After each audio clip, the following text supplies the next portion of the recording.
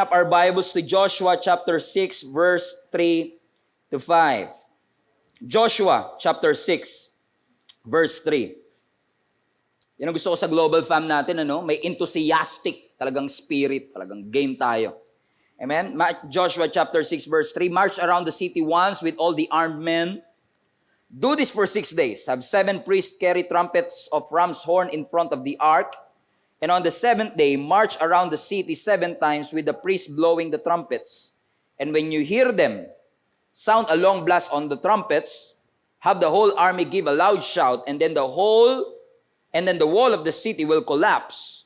After you shout, the walls will collapse, and the army will go up, and everyone will go straight into the city. Once again, I want to call this message 13 laps and 1 shout. 13 laps, 1 shout. Kung familiar kayo sa story, mga kapatid, ng mga Israelites, sila po ay inalipin ng Ehipto for 430 years. Sa loob po ng halos 11 generations, sila po ay namuhay na alipin, ang mindset alipin, ang kinakain, pang-alipin. Hindi po naging maganda ang kanilang sitwasyon. Pero salamat po kasi ang sabi ng Scripture, nung sila ay tumawag sa ating Panginoon, na ang sabi ng Bible, when their groan reached the throne, God heard him, o God heard them, narinig sila ng Panginoon, at sila ngayon ay inilabas ng Panginoon mula Egypt, mula Ehipto, papunta po sa Promised Land. Hindi po naging madali ang journey nila sapagkat yung supposedly 11 days ay inabot po ng 40 long years. Yes, you heard it right. Hindi po 40 days, kundi 40 long years. Ang naging dahilan, sa simula ng kanilang journey, malapit na sana sila sa kanilang destinasyon, doon sa Canaan, doon sa Promised Land, nagkaroon sila ng takot na pumasok sa Promised Land kasi nabalitaan nila ang mga residents ng Canaan o ng Promised Land ay mga higante. At dahil sa kanilang takot, mas pinili pa nilang magpaikot-ikot ng 40 years at madelay na papanghawakan ang mga pangako ng Diyos sa kanilang buhay. In fact, si Moses na naglabas sa kanila ay hindi na nga nakapasok sapagkat si Moses ay namatay na at si Joshua ang pumalit sa kanya. Si Moses ang naglabas pero si Joshua ang nagpasok sa kanila. Ang new generation of leadership ang nagpasok sa kanila doon sa Promised Land. Pero ang sabi ng Scripture, after 40 long years, matapos ang 40 taon na paikot-ikot sa wilderness, finally, they made it to the Promised Land. Finally, nakita na nila, nasilayan na nila, at natapakan na nila ang lupang pangako. Ibig sabihin, the moment they step into the Promised Land, the moment they cross the Jordan River, the wandering stage is over. The complaining stage is over. Yung umaasa sila is already over, and now they are ready to experience and get a hold and possess everything that God has prepared for each and every one of them. Nung sila ay nagstay sa Gilgal, lahat ng lalaki ay na-circumcise. Pagkatapos ng circumcision, they are now ready to possess their possession. Now they are marching forward through the Promised Land. Nagmamarcha na sila papalapit at para maposes ang kanilang possession, pero nagkaroon sila ng malaking setback sapagkat yung Jericho City, na merong matinding Jericho Wall, ang unang-unang kailangan nilang pabagsakin. The very thing that is standing in their way mula sa Promised Land at sa kanilang situation ay ang Jericho Wall.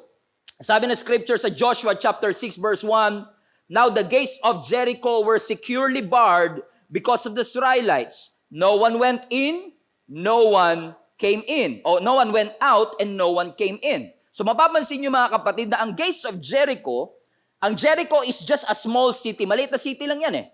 Pero ang Jericho na maliit na city is famous for its walls. Matindi yung wall na nakapalibot dito na sabi ng maraming Bible scholars, about 17 feet ang taas ng wall na ito at 5 feet ang lawak nito. Grabe yung wall na ito, made of pure stones. At bago ka makasampa sa mismong wall, meron itong ditch, meron itong malaking hukay na ang taas ay 9 feet. Talagang, ang tawag nila dito ay impenetrable wall. Ibig sabihin talagang hindi ka makakapenetrate. Ang tawag nila dito ay unsurmountable. Hindi mo kayang talunin, hindi mo kayang akyatin, hindi mo kayang pabagsakin. In fact, ang Jericho o ang Jericho Wall ay kilala, okay? Ang Jericho Wall ay kilala na parang walang pwedeng tumalo. invincible, ika nga. Parang no one dared na talunin at pasukin ang city na ito. Pero makapapansin nyo sa verse 1, mga kapatid, kaya matindi ang security ng Jericho ay dahil sa takot nila sa mga Israelites. Ang mga Israelites na posibleng takot sa Jericho, takot sa mga giants, ay takot din sa kanila. Kaya madalas, mga kapatid, yung mga bagay na kinakatakutan mo, takot din sa iyo eh. Amen? And we all have Jerichos in our life. Hindi Jericho Rosales. Kundi may mga Jericho tayo, that's a metaphor for a challenge. It's a metaphor for a problem. And ang Jericho sa ating buhay is not a picture of somebody or someone or something that is attacking you.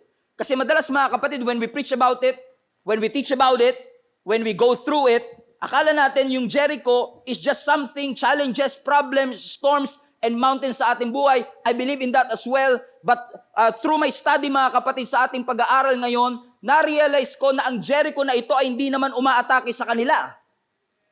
So this Jericho is not a picture of something or someone that is attacking you, but this Jericho is a picture of something that is hindering you, humaharang sa iyo, para ma-experience mo ang God's best sa iyong buhay. Alam niyo, ang God's best is more than just a relationship. God's best is everything that God has for you. The joy, the peace, the blessing, the abundance, everything that God has prepared for you in advance. Yan ang lahat ng God's best na ibinigay sa iyo ng Panginoon. Unfortunately, may mga Jericho City and Jericho Wall na nagkikip sa iyo para ma-enjoy mo ang mga pangako ng Diyos sa iyong buhay. As I was saying, Jericho or Jericho Wall is not a picture of something that is attacking you. Jericho Wall is a picture of something that is hindering you. Kung makakapagsalita lang ang Jericho Wall, kung makakapagsalita lang ang Jericho City, ang sasabihin nila, sige, subukan niyong pumasok. Get rid of me if you can. Well, you cannot. And I don't know who is this for. I don't know who am I ministering to. Pero ang sinasabi lang sa atin ng Panginoon, merong somebody, merong nanay, merong tatay, merong estudyante na nakikinig at nanonood ngayon, na may mga Jericho sa kanilang buhay na maaaring hindi umaatake sa kanila, pero humahad lang sa kanila para maranasan nila ang pag-ibig ng ating Panginoon. Maaaring yung galit is a Jericho Wall. Maaaring yung pride is your Jericho Wall. That maybe not attacking you, but hindering you to experience everything that God has called you to receive. In fact, mga kapatid, masyado ka ng lunod, masyado ka ng overwhelmed ng mga Jerichos na ito, ng anger na ito, ng issues na ito sa iyong buhay, na nakumbinsi ka na ni Satan na wala ng pag-asang mapabagsak ito. There is no way that you can defeat these Goliaths. There is no way that you can defeat these Jericho walls. Yung mga residents ng Jericho walls in your life. Satan has convinced us na itong wall na ito ay masyadong mataas, masyadong matibay, na pointless na to get rid of it. Sasabihin sa iyo ni Satan, huwag ka na magbago. Masyado ka ng addict. Hindi ka na magbabago. Masyado ka na mahiyain. Masyado ka ng timid. Masyado ka ng intimidated. Masyado ka ng takot. There is no way that you can change. And Satan has convinced you, masyado nang mataas ang Jericho Wall, na wala ng pag-asa na mapagtagumpayan mo ang lahat ng ito. Na malagpasan mo ang lahat ng bagay that is keeping you from receiving the joy that God has for you. Hallelujah. And I'm here to minister to somebody, mga kapatid, na ang Jericho Wall might be mightier than you, might be higher than you, but your Jericho Wall is not mightier and higher than the God that you serve. Pastor, you don't know what you are saying. Pastor, this problem, these challenges, this anger, this unforgiveness is just too much for me to handle. Yes, it is too much for you to handle for a reason. Kailangan mo mapapaalalahanan ng iyong sarili, meron bang bagay na mahirap sa ating Panginoon? Is there anything that is too difficult for your God? Wala. Lahat ng bagay ay kaya nating lagpasan at mapagtagumpayan kasi alam natin na mighty man ang kaaway. Ang Diyos na pinaglilingkuran natin ay Almighty. Hallelujah. I'm preaching myself happy. Ang sabi ng verse 2, mga kapatid, nung nakita nila yung Jericho wall, sabi ng verse 2, and then the Lord said to Joshua, see, I have delivered Jericho into your hands, along with its kings and all its fighting men. Binabasa ko pa lang yung verse, may nag-amen na rito. Binabasa ko pa lang yung verse, nakukuha na ng mga nakikinig sa atin kasi alam nila, mga kapatid, that something might be grammatically wrong with what we just heard. Kasi ang sabi ng scripture, ang sabi ng Lord kay Joshua, tignan nyo. I have delivered Jericho into your hands. You have already conquered it. Now, hindi po ako English expert. Dami ko nga mali sa English eh. Pero ang alam ko, yung deliver, present tense, yung delivered, past tense. Ang future, will deliver. Hindi sinabing, I will deliver you, o I will deliver Jericho into your hands. Ang sabi ng scripture, I have delivered it. Hindi pa nagsisimula yung laban, panalo ka na kagad. Kaya nga hindi aksidente na nilagay ng Lord yung salitang see. S-E-E. Look. See. Kasi if you want that Jericho walls to come down, kung gusto mong pabagsakin ang mga Jericho walls na nagkikip sa iyo para ma-experience ang God's best, number one, you have to have a vision. You have to have a vision. May nakaka-obstruct man sa paningin mo ngayon, but you have to have a vision of what's on the other side of your fear. That there is a breakthrough on the other side of that fear. That there is a breakthrough on the other side of that anger, na pag napagtagumpayan mo, may breakthrough sa kabilang dako. Kailangan may vision. If you always see yourself as a failure, you will never win. You will never win. If you always see yourself as a poor guy, you will never be rich. If you always see yourself na parang wala akong mararating, talagang wala po tayong mararating. Vision is a picture of the future. You have to have that picture in your mind of what God has prepared in advance for you. Ang problema ng maraming Christians nowadays, hindi natin makita yung nakikita ng Diyos. Hindi natin makita yung mga bagay na hindi natin nakikita. Mga kapatid, I want to encourage anyone. I want to encourage somebody na naikinig at nanunood ngayon, iniimbitahan ka ng Panginoon to see beyond what your natural eyes can see. There is something on the other side of that Jericho wall that you cannot see, that God sees. Nakikita ng Panginoon, maaaring hindi mo nakikita, pero kailangan magkaroon ka ng vision na kung ito ay inilagay ng Panginoon sa aking harapan, ibig sabihin, prepare na ito ng ating Panginoon. No eye has seen, no ear has heard, no mind has conceived the very things and everything that God has prepared for me. Hallelujah. Amen. Amen. Vision. Vision.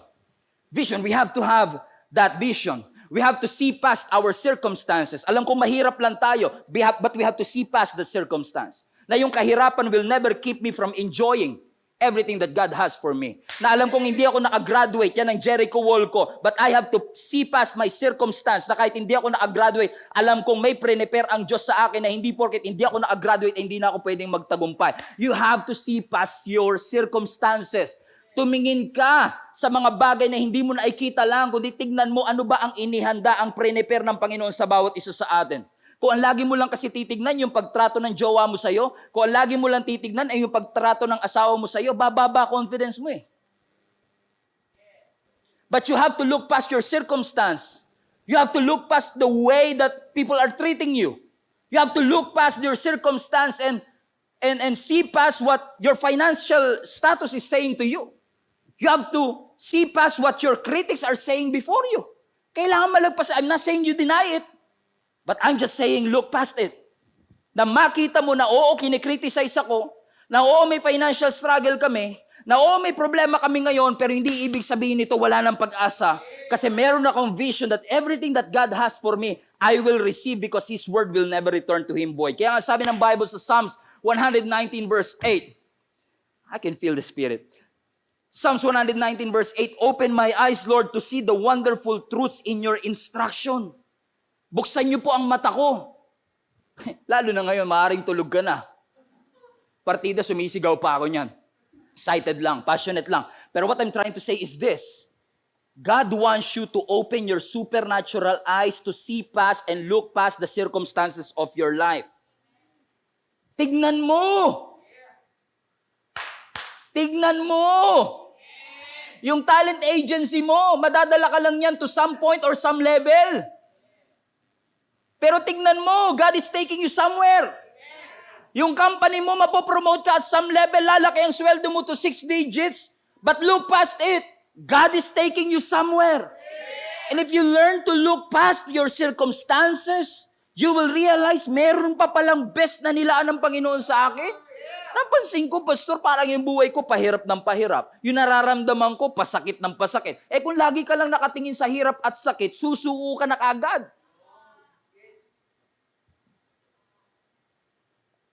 Pero ang tinuturo sa atin ng Panginoon, huwag mo lang tignan yung sakit. Hindi ko sinasabing i-deny ang sakit. Sige, masaktan ka. Okay. Okay, no problem.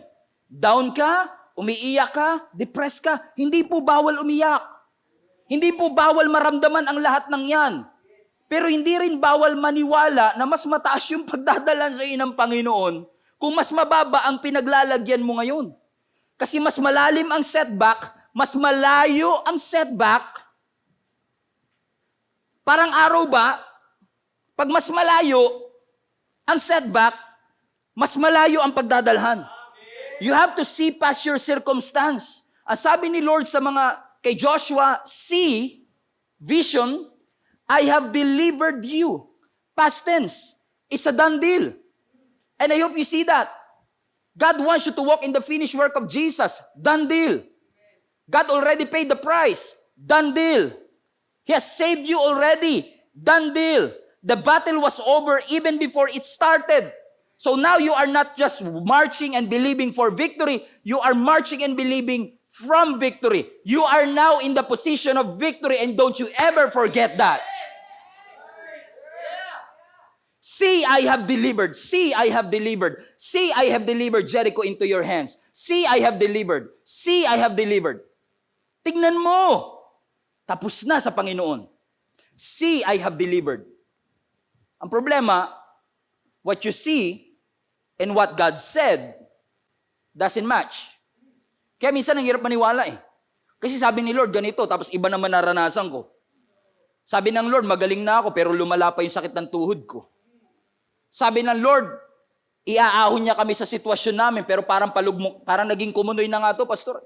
Lalo kong hinahatak, lalo kong nahihina, hindi na ako makahinga. Hindi ko na kaya, Pastor. But I'm here to tell somebody, I want to minister to somebody right now, do not judge your future based on your present circumstance. I said it again. Do not judge your future based on your present circumstance. Hindi porket dumaranas ng financial struggle ay wala lang pag-asa for financial provision. Never judge your future based on your present circumstance. Kahit na down ka, kahit ikaw ay may sakit ngayon, kahit na ang puso mo ay heartbroken, excited pa rin ako sa pagdadalhan sa iyo ng Panginoon. Kasi yung lahat ng sakit, lahat ng downfall, indication yan ng heights na gustong pagdalhan sa iyo ng ating Panginoon. Frustrated ka man, defeated ka man, natalo ka man, I cannot wait to see where God is taking you, mga kapatid. Be excited for what God has for you. Kahit hindi ka sigurado, kahit frustrated ka, kahit ngayon nag-i-struggle ka sa career, hindi mo alam kung makakapag-asawa ka pa ba, be excited because God is doing something in your life. See, I have delivered. See, I have healed your sickness. See, I have overcome the grave. See, I have paid the price for you. See, I have conquered the poverty. You just have to believe even though you don't see.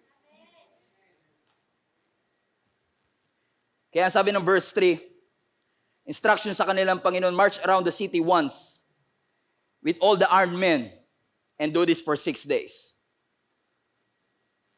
And have 7 priests carry trumpets of ram's horn in front of the ark. On the 7th day, march around the city 7 times with the priests blowing the trumpets. And when you hear them sound a long blast on the trumpets, have the whole army give a loud shout, and then the wall of the city will collapse and the army will go up and everyone will straight go into the city. So ang instruction sa kanila, okay, andyan ang Jericho, fortified city, ang laki ng kanilang gate, ang laki ng kanilang wall, impenetrable, insurmountable. Ano kaya maganda rito? Archers? Sword? Kailangan natin dito mga experienced warrior. Okay? Kung ako yun. Buti na lang hindi ako yun. Ang sabi ng Lord sa kanila, ito instruction ko sa inyo ha. Mag-marcha kayo, palibutan nyo ang buong Jericho, mag-march kayo once a day. So sa isang araw, Isang ikot. Sabi ko nga sa inyo, maliit lang yung Jericho, kayang ikutin sa isang araw. It's just that ang taas ng wall. Hindi sila makapasok. Kasi ang mga Israelites, galing sa slavery, wala silang makinarya. Katulad ng iba. So, instruction sa kanila ng Panginoon, very weird. Mag-marcha kayo, once a day. Siguro ko ako si Joshua, okay, Lord, march once a day, and then, wala na, once a day, march, ikot lang. So, ikot-ikot lang, ikot-ikot-ikot lang, ikot-ikot lang, ikot-ikot-ikot, ganun lang, Lord. Yes. March around the city once. Magma-march kami because, parang si Chris lang, no? Magma-march kami because, sure ka, Lord, march around the city. Sabi ng Lord, once a day, pero pagdating ng 7th day, you have to circle it 7 times. So sa 7th day, 7 times, once a day for 6 days, a total of 13 laps. 13. There you go, our title. 13 laps. For 13 times, iikot kayo, and you are not sure what's gonna happen. Kasi nga kung ako yung tatanungin ko, anong sunod, Lord? Iikot kami, tapos handa na namin yung sword. Hasain na namin, tapos kinisin na namin yung armor namin, ganun ba? Kasi aatakihin na ba namin? Susugod ba kami? Tatambakan ba namin yung ditch? Para makapasok kami? Hindi, sabi ng Lord, march around the city, pero pagdating ng 7th day, pagkatapos yung umikot ng 7 times, lahat kayo sisigaw. Okay. And then, sisigaw because, sabi ng Lord, sisigaw kayo, and the walls will collapse. Babagsak yung wall. Because, ng kusa. Babagsak ng kusa, Lord. Teka lang, anong military strategy yan, Lord? Babagsak siya because of sound, di niya kinaya yung sound ng sigaw. Paano siya? Because sometimes, God's way appear to be foolish. Parang minsan, nagulat ka rin, ito talaga? Kasi ang instruction sa kanila ng Lord, simple lang eh. March and circle. March and circle. Umikot kayo ng umikot. Hindi pa bumabagsak. May instruction na, ang sabi ng Lord, I have delivered. Paano kami delivered? March and circle. Naman tanong, sa dami-dami ng numero, why 13? Sa dami-dami ng pwedeng gawin, bakit? Di ba pwedeng isang lap lang? Okay na? Have you ever asked that questions? I always ask these questions. Bakit? Sino na niniwala, masyado makapangyarihan ng Lord, kahit half lang na ikot, pwede na. Hindi kailangan whole. Pero bakit kailangan paulit-ulit? Bakit kailangan once a day? Kasi sabi ng scripture, pag ikot nila ng day 1, hindi sila mag-i-stay doon, hindi sila magkakampo doon, uuwi sila sa camp nila. Can you imagine kung kayo yung taga Jericho? Tapos naglalakad, ayan yung mga Israelites. Yan yung tumawid ng Jordan River. Takot tayo dyan, takot. Pero huwag ka magpapahalata. Prim and proper lang tayo. Hindi tayo magpapahalata na takot tayo sa kanila. Tapos tinitignan nila yung mga Israelites, umiikot, instruction pa ng Panginoon sa kanila, huwag kayong magsasalita. Ang creepy kaya nun. Imagine niyo yun. Iniikutan ka ng kaaway mo, tapos hindi nagsasalita. Handa kayo, susugod yan. Ba't umalis na kagad? Next day, umikot ulit. Yan na naman sila. Can you imagine this? Kasi takot nga yung Jericho sa kanila eh. Habang tinitingnan sila, ang sabi lang ng Lord, march and circle. Kung ako naman yung mga sa Israelites, ikot kami, si Joshua, leader. Ikot kami, sir. Teka lang, pinunasan ko pa naman tong armor ko. Kita mo reflection, tingnan mo. Kita mo reflection, ganyan kakinis yan. Yung espada ko, sobrang talas to. 40 years ko itong hinasa sa desert. So, kailan gagamitin? Excited ka eh.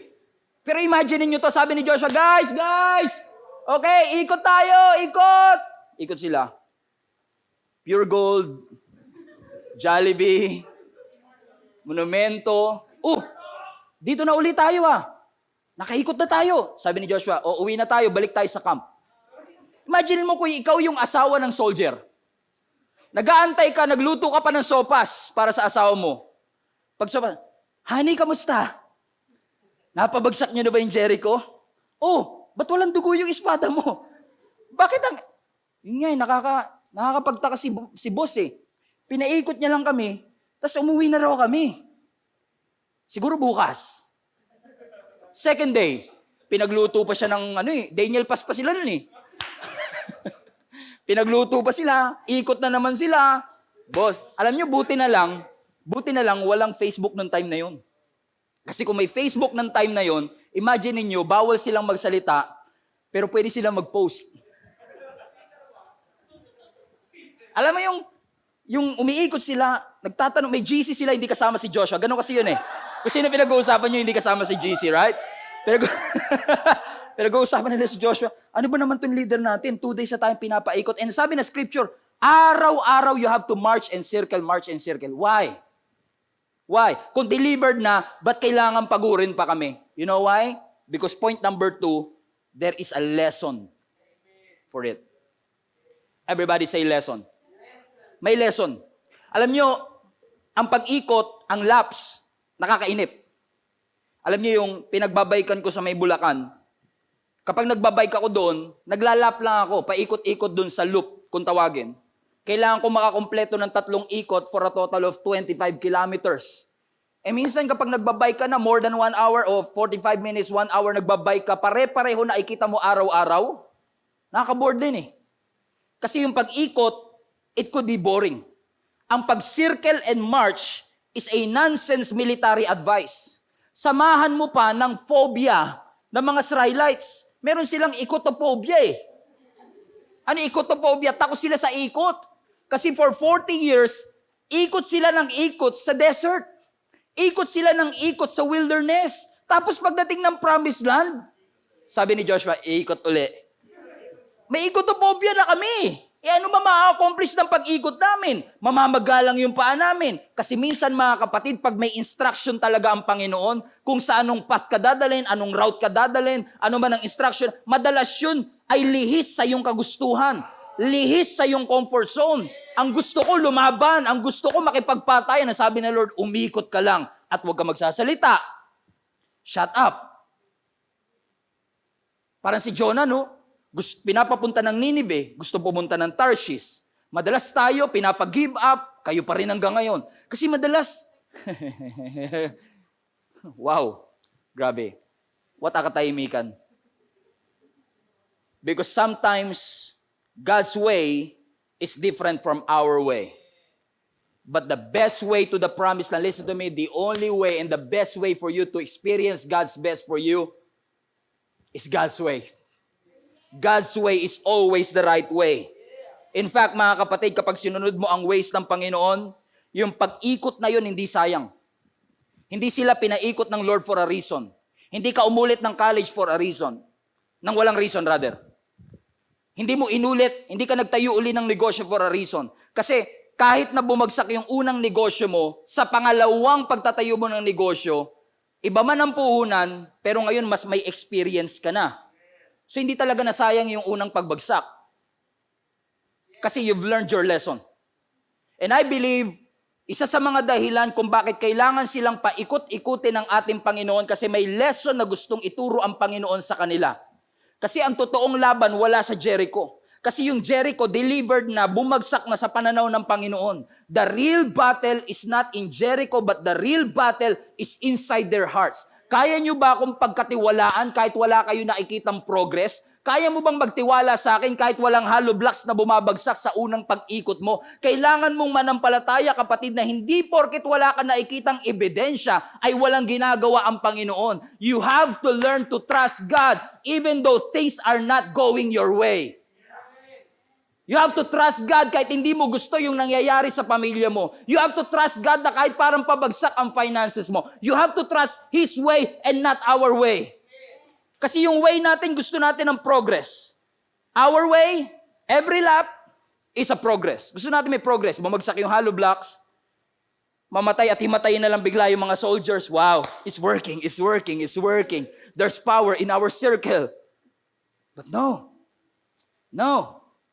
It doesn't work that way. Kasi madalas mga kapatid, progress is not obvious. Just think about that. Just ponder that phrase kahit 5 days lang. That progress is not always obvious. It's true. Ang progress hindi laging obvious. Hindi porket nag-sit-ups ka ng 30, ay magkakaroon ka kagad ng 30 abs. Pero hindi ibig sabihin malaki pa rin ang tiyan mo ay walang nababago sa'yo kapag naging consistent ka lang at magtiwala ka lang. Kahit sa unang araw wala, sisiguraduhin ko sa'yo. 13 laps man ang kakailanganin, but it only takes one shout and that miracle will come to pass. Suddenly, it will come to pass. Immediately, it's going to happen. Because your God is a God of suddenlies. Bibiglayin ka na lang. Makakatanggap ka ng email about that promotion. Matagal mo nang pinapanalangin pero suddenly ibinigay ng Panginoon. Kasi ang goal mo kagad, progress. Pero ang goal ng Lord, lesson. Ang gusto ipaunawa sa iyo ng Panginoon, hindi ko to pinapagawa sa iyo dahil lang gusto kitang pagtripan. At gusto kong buhayin yung ikotopobia ninyo. Na mapobia uli kayo sa inyong pag-ikot. No! May tinuturo ang Panginoon. Alam nyo, may tinuro ang Panginoon sa akin eh.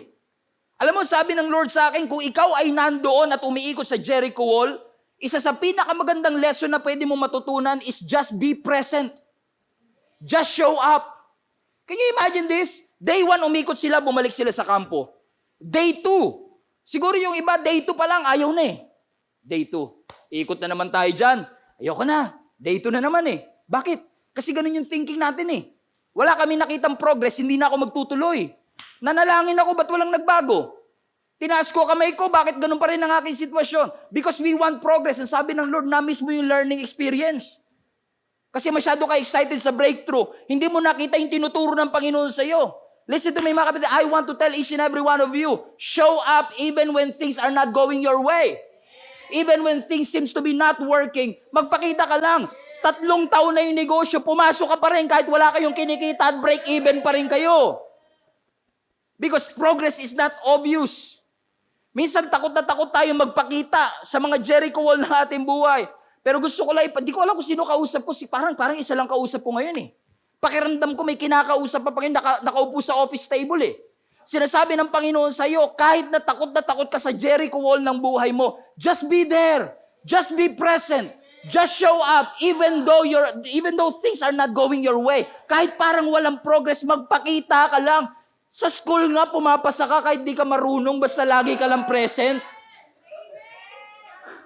Totoo yan. Kahit hindi ka matalino, basta lagi kang present, pasado ka. Tapos sa spiritual life natin, gusto mo ng breakthrough, gusto mong pabagsakin yung Jericho Wall, absent ka lagi.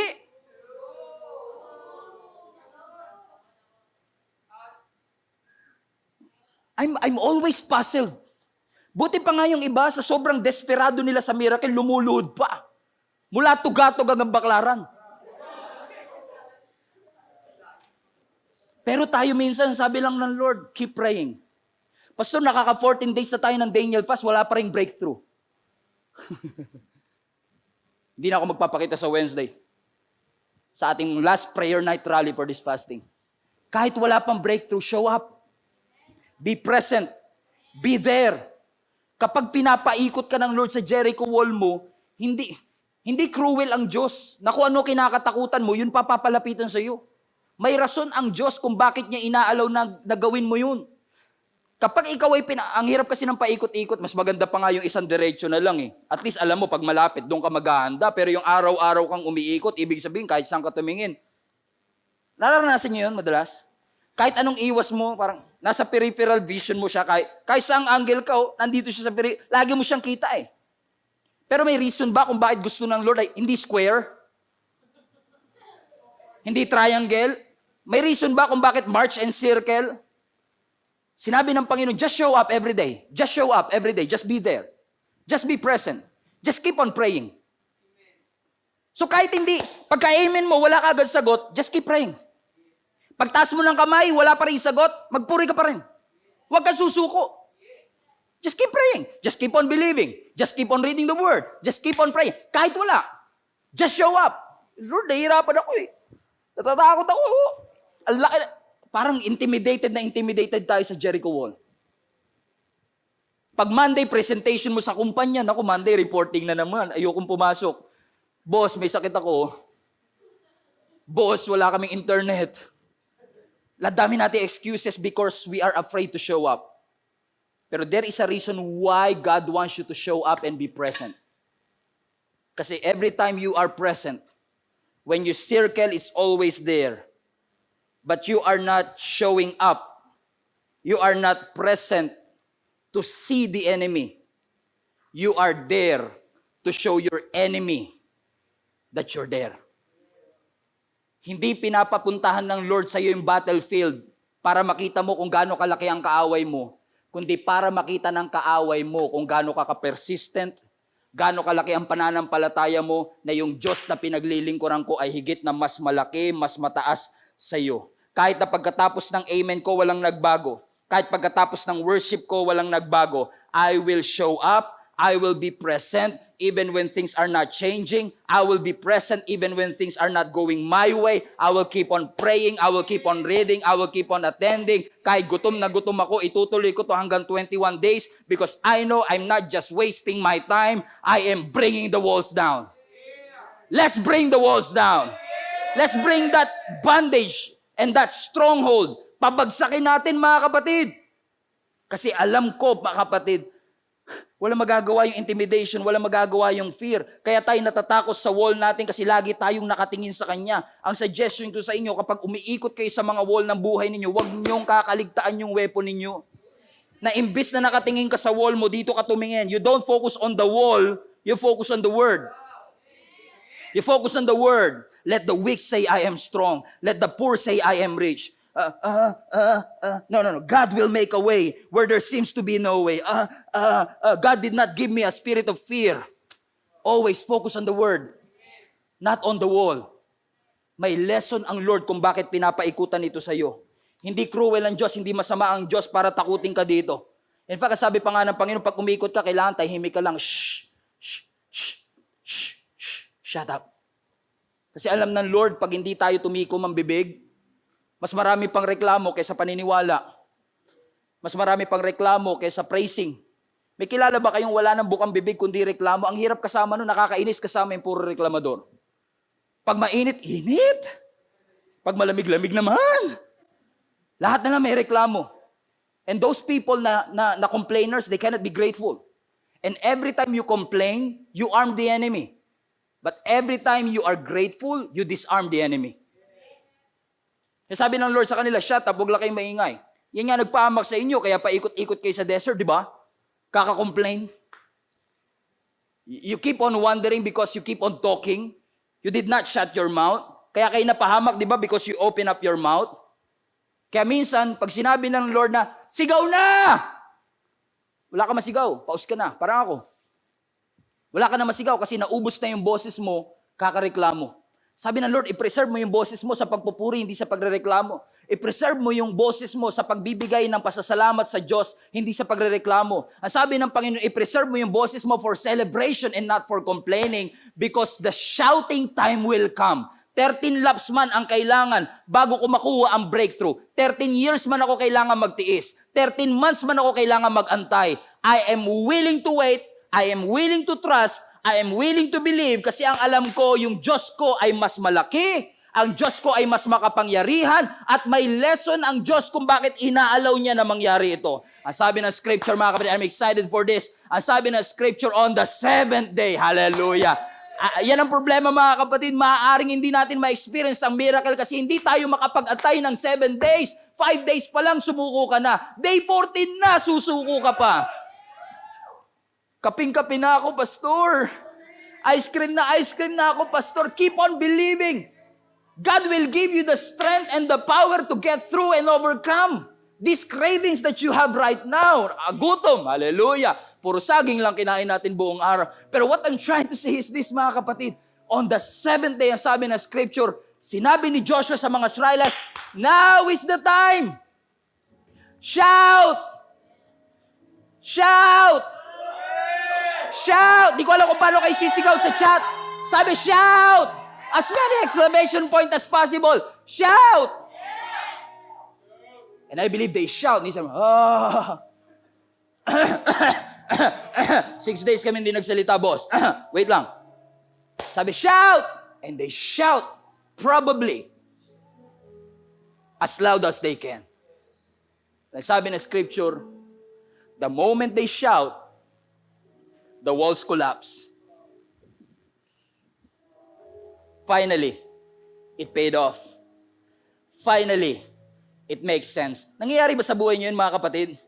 13 years yung inantay, nung na-receive nyo na after 13 years, whoa, now I get it. Now it makes sense.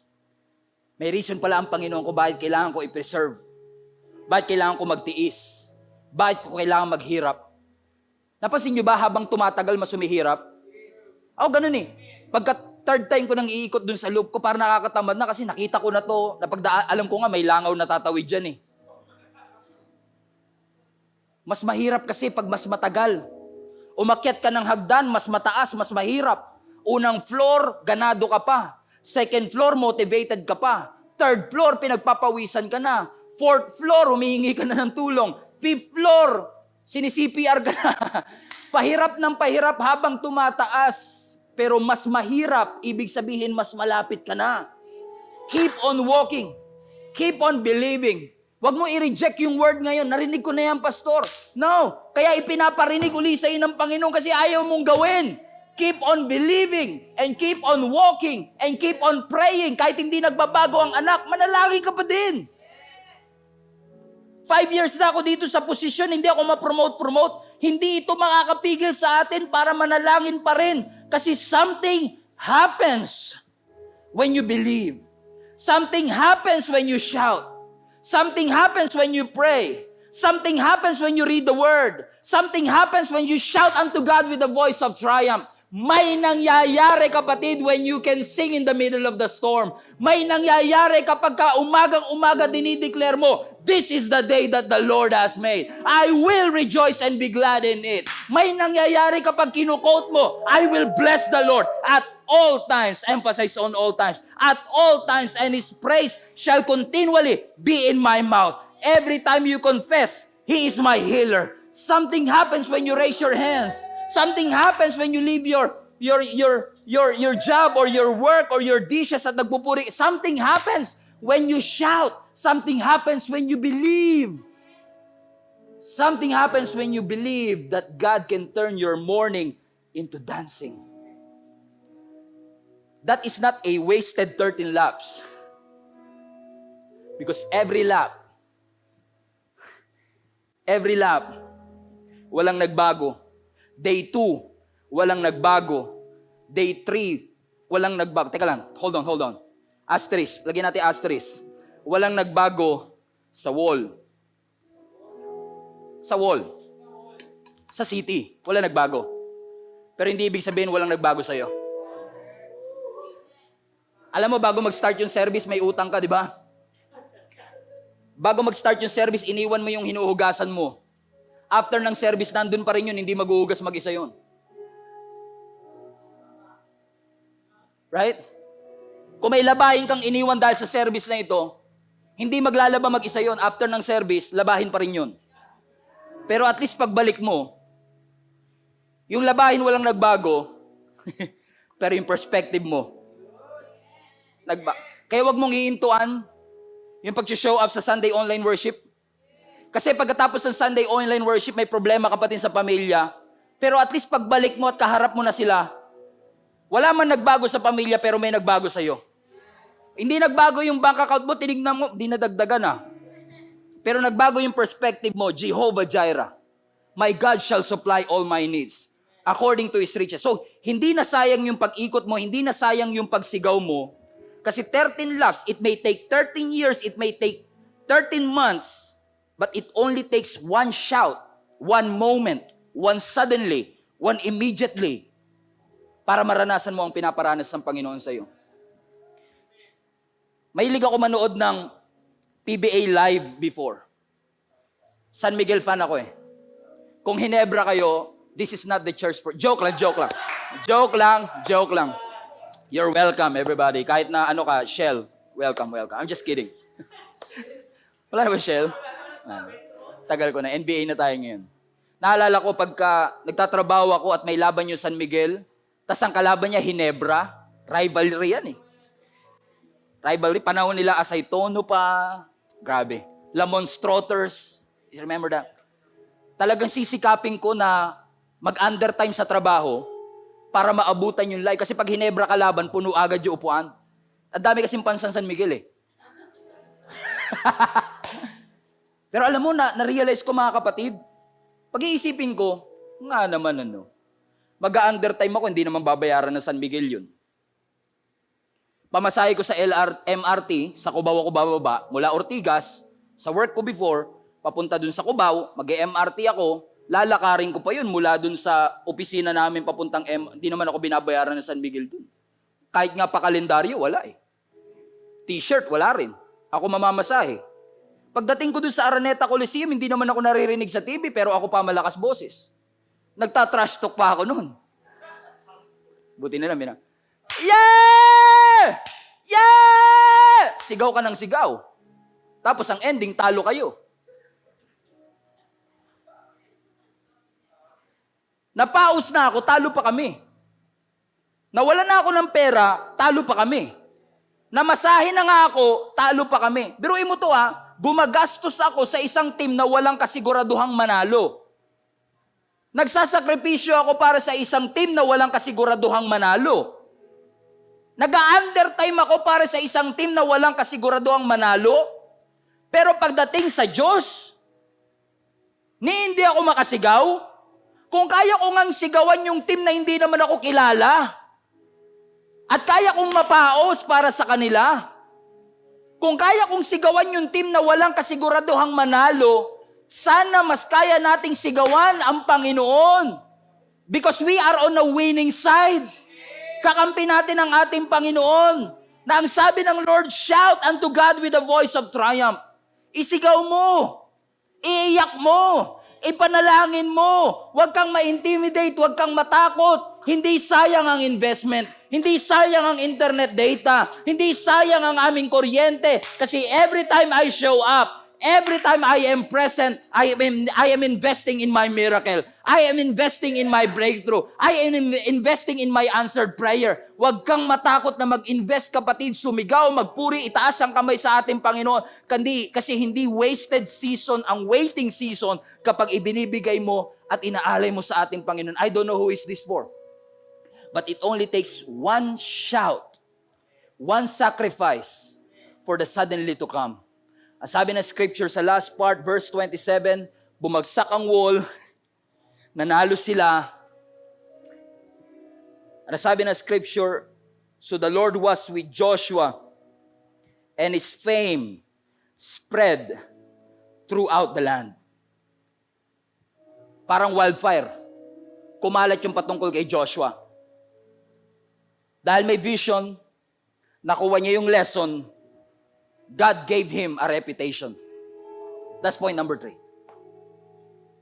Si Joshua nakilala bilang baguhang leader.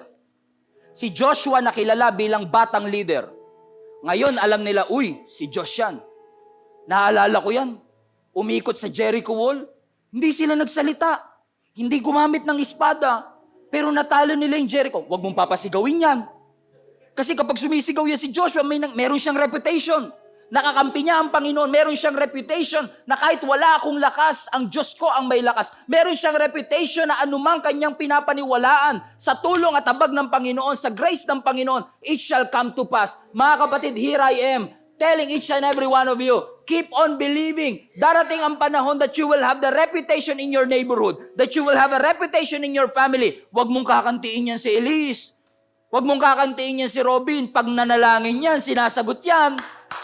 Huwag mong kakantiin yan si Kenneth kasi pag nag-fasting yan, may break. You will have that reputation kasi naniwala ka. Si Gideon, mayroon siyang reputation, 300 soldier, tinalo ang 3,000 soldier.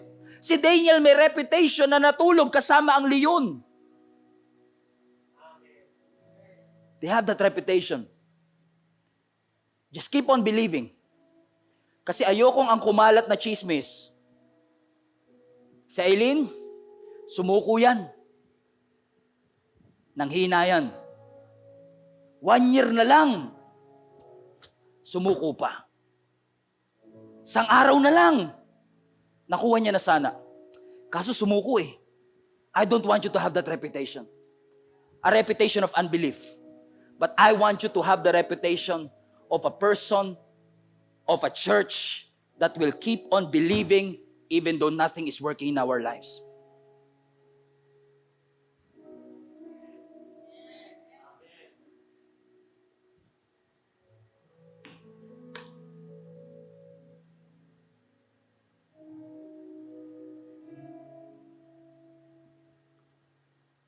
Just digest on that for a moment. Thank you, Jesus. So,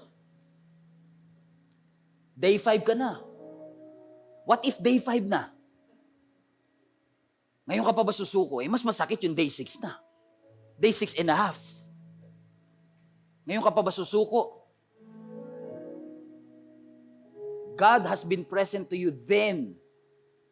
What makes you think that He will not be present to you now?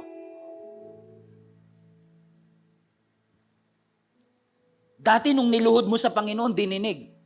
Ngayon nagdududa ka? If God did it to you then, what makes you think that God will not do it to you now? Iba mang sitwasyon, iba mang problema, pero parehong Diyos yung pinapaniwalaan natin. Bakit? Ang pagkakakilala mo lang ba kay Lord is a provider? Kaya din niya mag-protect. Kaya din niya mag-deliver. Pastor, dati kasi yung ginawa naman ni Lord, yung nakalampas kami sa financial struggle, ngayon may sakit eh. Bakit? Ang pagkakilala mo lang kay Lord, provider? Hindi ba siya Jehovah Rapha? Na Diyos na nagpapagaling? I want you mga kapatid to desire and dream and pray to God and say, Lord, I don't understand kung bakit sa dami-dami ng magulang, ako talaga binigyan mo ng ganitong anak. I don't understand kung bakit sa dami-dami ng pwedeng ma-promote, yung kaaway ko pa. Hindi ko maintindihan, Lord, naging mabait naman kami. Bakit abusive ang tatay ko? Sinunod naman kita. Sabi ng Panginoon sa iyo, march and circle. March, circle, and shout. March, circle, and shout. You are on a winning side. I want you to shout against poverty. I want you to shout against corruption. I want you to shout against lies. I want you to shout against deception. Sumigaw ka ng pagtutol sa lahat ng ginagawa ng kaaway sa pamilya mo. Tutulan mo ang cheating, tutulan mo ang pain, tutulan mo ang suffering, tutulan mo ang discouragement. Gamitin mo ang boses mo to believe. Restoration, forgiveness, healing. That's what I want, Lord. That's all I need. That's what I believe into, Lord. Give it to me, God. Ibigay niyo po ito sa akin. Be desperate to God and keep on believing. Keep on walking and keep on marching until God shows up. So you show up until God shows up. You show up until God shows up. Huwag kang absent. Huwag kang mawawala. Huwag kang makakamiss. Keep on showing up until your God will show up. And this is what I know. This is what I know. If God shows up, everything will change. Miracle happens when God shows up. Fear will disappear when God shows up. Everything is possible when God shows up. So right where you are, I want you to shout. I want you to pray and say, Lord, show up in my situation. Lord, show up in my finances. Lord, show up in my career. Lord, show up in my finances. Lord, show up in my business. Show up, God. I need you, Lord. I am desperate. I will keep on marching even though nothing is working. But I want you to show up, Lord God. Show up in my finances. Show up in my family. Show up in my business. Show up, God. Lord, we need you. We need you. We need you. Lord, we are desperate. We will keep on showing up until you show up. This is our cry. This is our desire, Lord. We just want to believe. Nothing is impossible to you. We just want to believe nothing is too difficult for you. We just want to believe everything is possible. Kahit maliit ang aming pananampalataya, this mustard seed, Lord God, can move mountains. kahit na impenetrable, kahit na insurmountable, kahit mighty, kahit high, kahit strong, our God is stronger. Our God is bigger. Our God is mightier. Our God is higher. Lord, we believe. Lord, we show up. Lord, we will keep on believing. Lord, we will keep on praying and reading and believing and have faith, Lord God. It will happen. Just as you said, it will happen.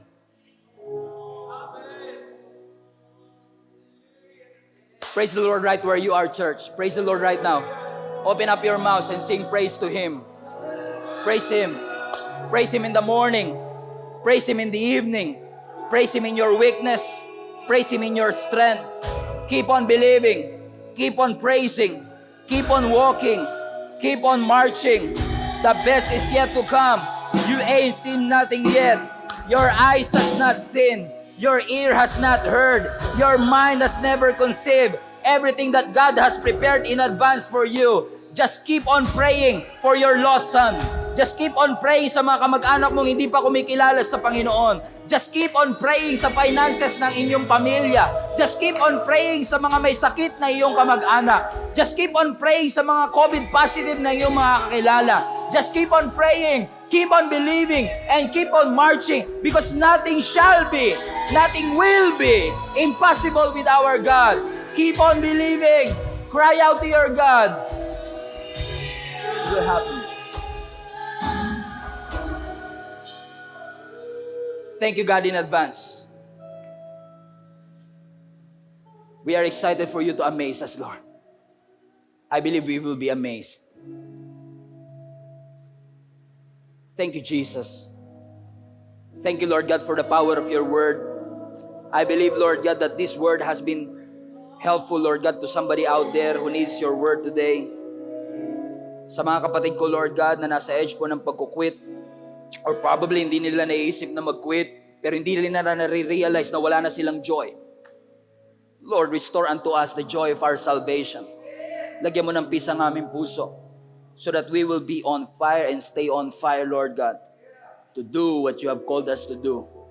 If it needs 13 months of walking, 13 months of lap, 13 months of circling, we will not circle this Jericho defeated. We will circle this, Lord God, with a victorious mindset that you have already delivered it into our hands. All glory belongs to you, God. Pasalamatan natin ang ating Panginoon. Palakpakan natin ang Diyos na buhay. Hello guys, thank you so much for watching this video. Small favor lang before you leave, please do not forget to share this video to your friend. Sabi nga nila, sharing is caring. Hindi natin pwedeng i-underestimate ang kapangyarihan ng pag-share ng simpleng video na ito sa kanila. All you have to do is click that share button and you'll never know kung sino-sino ang pwede nating maabot. One more thing, if you can, please do not forget to subscribe to this channel para wala ho kayong ma-miss na kahit anong video or live stream every weekend. Alam nyo mga kapatid, napakabuti ng Diyos for we are able to reach out to you kahit nasa ibang parte pa man kayo ng mundo. If you want to support us and continue doing what we are doing, I would like to ask you to support this ministry. Give financially. Help us na magawa po namin ang aming misyon na punuin ang langit. All you have to do is click that link, www.giacmnb.com/give. At alam nyo mga kapatid, ang inyong support will greatly help us para magawa po namin ang pinapagawa ng Panginoon sa amin. Once again, thank you so much for watching this video. See us again sa susunod pang video. Lagi po niyong tatandaan, punuin natin ang langit and let's fight for our family. God bless you.